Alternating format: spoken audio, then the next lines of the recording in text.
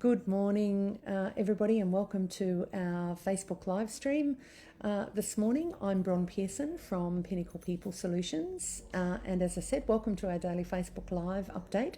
We've been doing weekday daily live updates now for the last 3 weeks on Facebook, and making sure that those recordings are available on YouTube and also on LinkedIn. Yes, my background looks a little different today. I'm coming to you from one of our clients, Duffy's Automotive in Tamworth. So if there's a little bit of industrial noise from time to time, please excuse it. We are seeing a number of clients today. So Duffy's were very kind to let me do this from here this morning so that we could continue to support our clients and communities in this way. So please ask any questions you have as we go along. My lovely staff will be putting up links and information and contact details, etc., in the chat screen. So please feel free to ask any questions as we go along. I may not be able to get to them today. I will certainly update any questions the following day, so tomorrow morning. But you can also contact us, our wonderful team, or myself anytime via Facebook, email, or telephone. Of course, details are going to go up in the comments screen. So just very quickly, changes that occurred since yesterday, or information that's come to hand since yesterday. Applications are now open for the New South Wales Government Small Business Grant, and the link to that will be going up in the chat screen shortly. The important thing to remember about that grant is that it's for the purpose of you doing a range of things as a business owner, including getting professional advice. So if it's really helpful to you to be logging in each morning and hearing the latest and hopefully getting some straightforward guidance as to what you need to do as an employer, but it all still seems a bit too much to digest, this is what we're here to do to help. And our professional advice is something that those grants would cover. So don't hesitate to get in touch. So today's topic is implementing JobKeeper. And I mentioned yesterday that there is a lot more clarity now from the ATO. It's been released in the last 24 hours regarding the process that they will be putting in place. And as well as details of eligibility for applying for JobKeeper. That's been revealed on the further information on the ATO website in the last 24 hours. And the link to that will go up in the chat screen. Particular points of note in relationship to that, just as a quick refresh before we go into the details of implementing JobKeeper, is before you enrol to receive JobKeeper payments, you will need to notify each eligible employee that you intend to nominate them as eligible employees under the JobKeeper scheme. And I'm going to take you through the various steps that you need to go through in a moment to give effect to implementing JobKeeper. So I'll do that in just a moment, but just so that you know, you do need to notify your eligible employees that you intend to nominate them. You must also tell those staff that you have nominated them as an eligible employee to claim the JobKeeper payment. So number of things, of course. First, you need to register, but we'll go through those steps in a moment. You need to notify your staff that you intend to nominate them. And then you need to let them know when you have nominated them. So there's a lot of written communication you need to be doing with your staff around JobKeeper. They also must agree to be nominated by you by completing a document called the JobKeeper Employee Nomination Notice. And that link is going to go up in our chat screen as well. That's on the ATO website. So they will need to complete that form and give it back to you for your records. If you work out that you qualify for the JobKeeper payments for the first fortnight, which is the 30th of April to the, I think it's the 30th of March, to the 12th of April, because your turnover has declined by the relevant amount, you will remain eligible and do not need to keep testing your turnover in the following months. You will, however, have ongoing monthly reporting requirements to the ATO. But when we get more information about what that looks like, we'll be sure to get in touch and bring this information to you as soon as possible. The other thing to note is that the Commissioner of Taxation also has the discretion to set out alternate tests that can establish your eligibility when turnover periods are not appropriately comparable. So you might not have been going as a business for 12 months, or your business income might be lumpy, for example. And as soon as we get information on those alternative tests from the ATO, we will also let you know about that. You also need to be able to pay your employees for each JobKeeper each JobKeeper fortnight that you intend to claim for. So the first fortnight is from the 30th of March to the 12th of April, and each JobKeeper fortnight follows after that.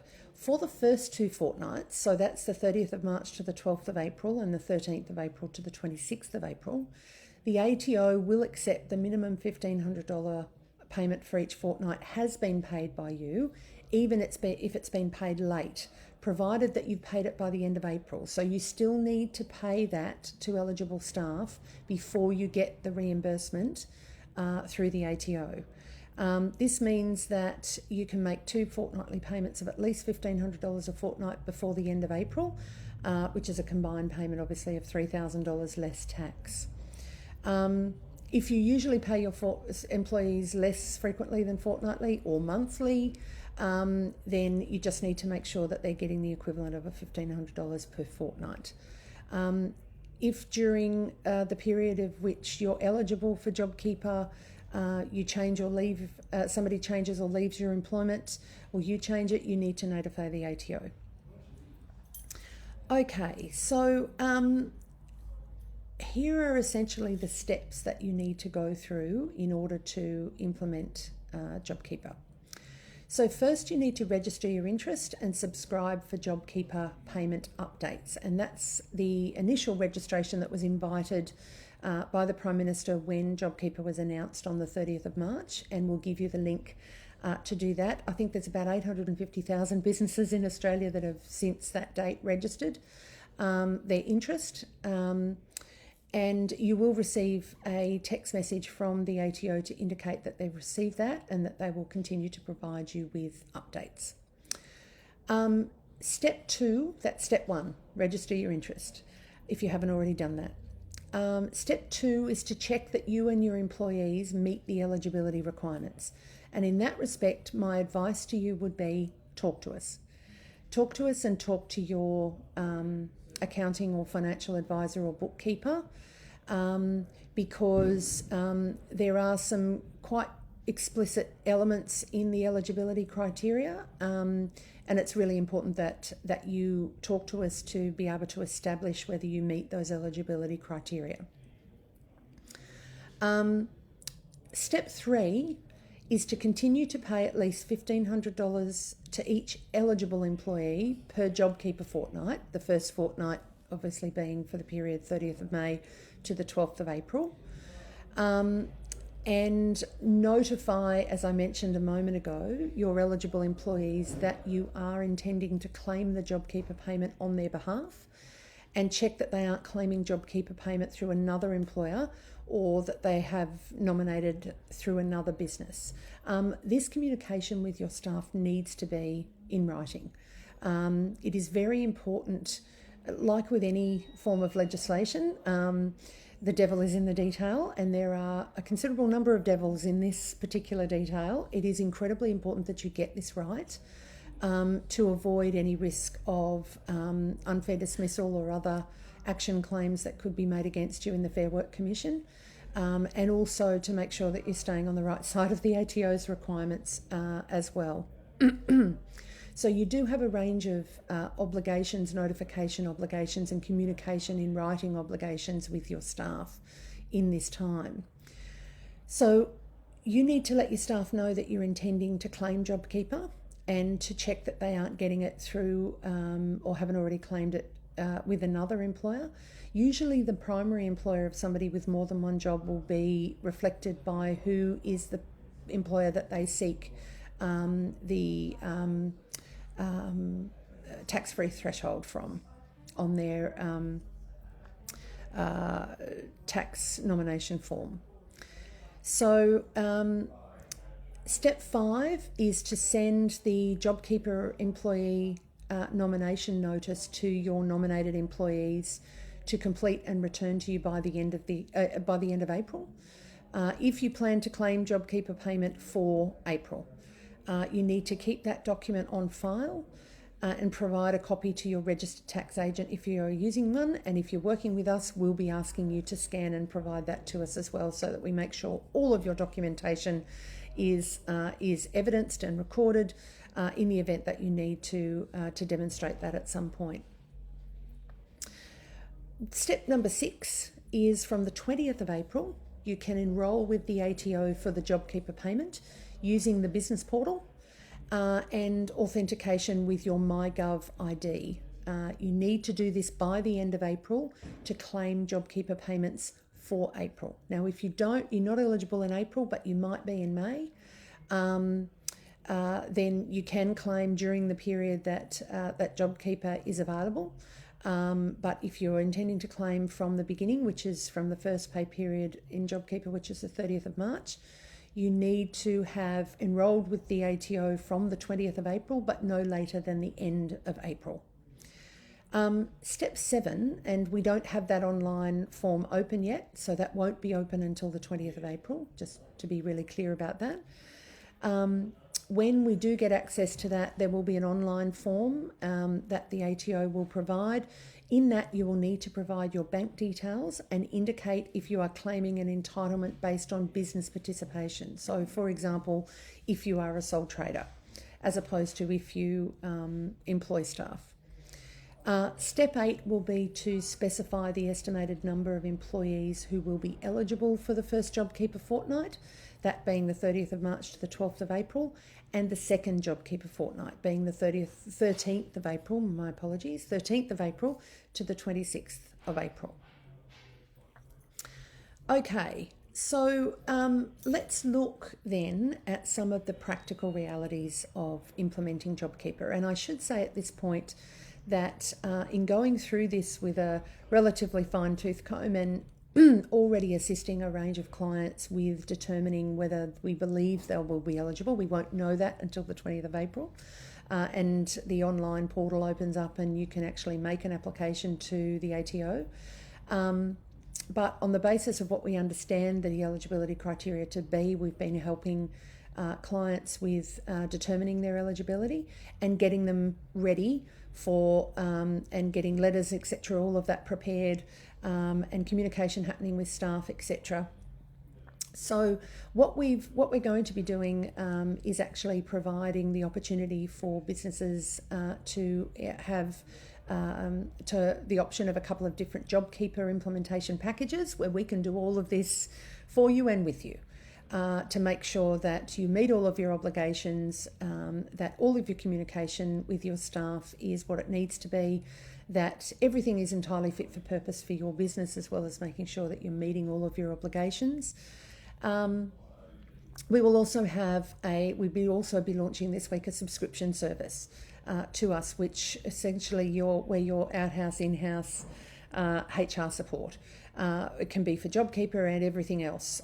You may not be eligible for JobKeeper, but you still might need to get advice, particularly during this period of time, on the structure of your business. What are your lawful responsibilities to your staff in a range of different contexts, about stand down, redundancies potentially, making sure that you're doing all of the things that the law requires you to do and that you're not inadvertently putting your business and yourself and your own assets at risk by not doing things that you didn't realise you needed to do.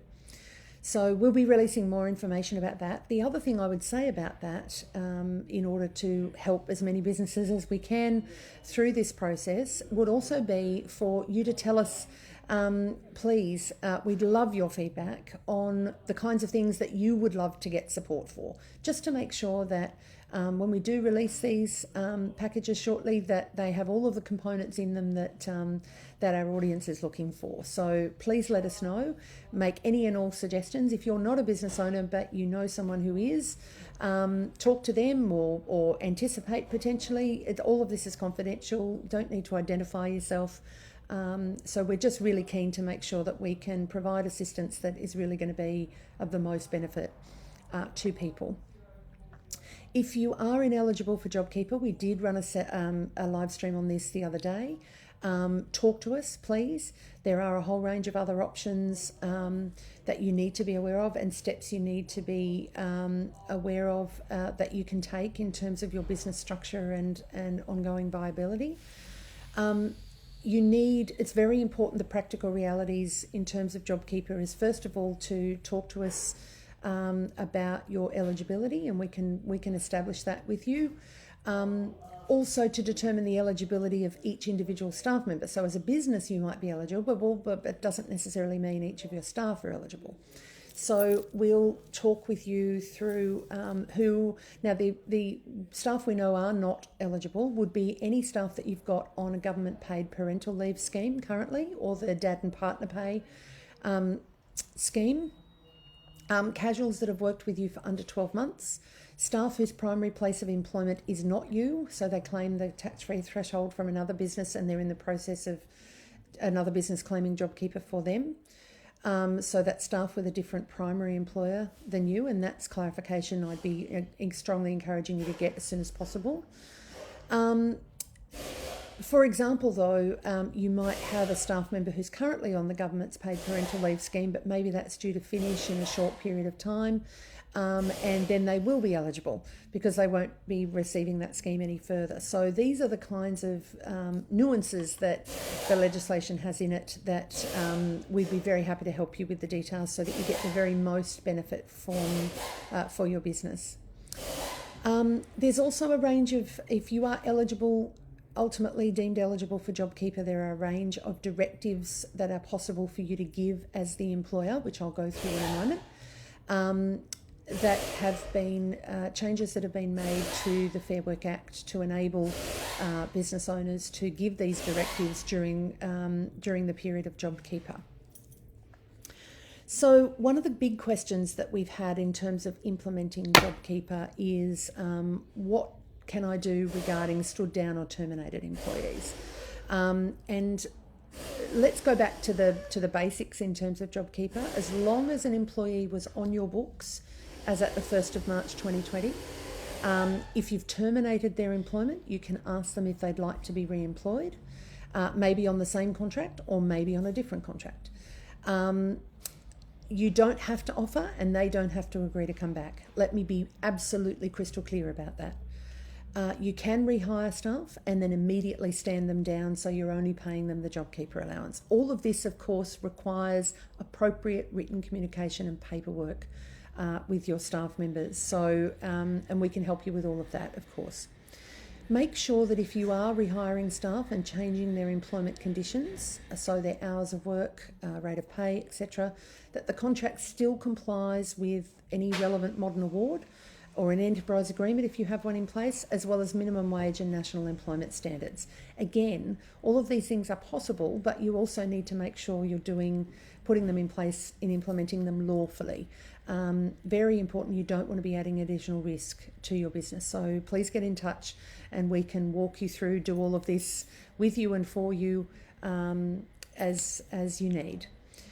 The JobKeeper scheme also allows eligible employees to give reasonable direction to employees that are not currently stood down or that are on leave to change their hours, duties and location of work to ensure that their employment can continue. So this is the special directives that employers are being given who are eligible for JobKeeper via the changes that have been made to the Fair Work Act for this purpose.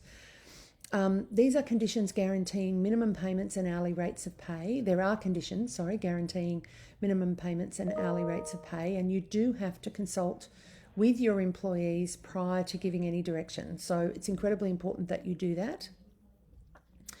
The other really important thing to remember is that employees continue accruing entitlements and service with you as if the direction hasn't been given.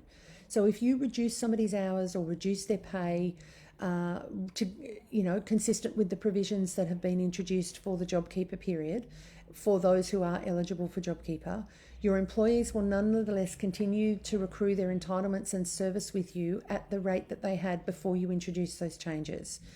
If you think that you might need to introduce any of these changes with your employees, please contact us. Our contact details my lovely team will provide in the comments. It is still incredibly important and absolutely essential that any changes made to work are made lawfully. As the Fair Work Commission, I can tell you right now, will not accept we had to move fast because of COVID-19 as a valid excuse if there's a problem.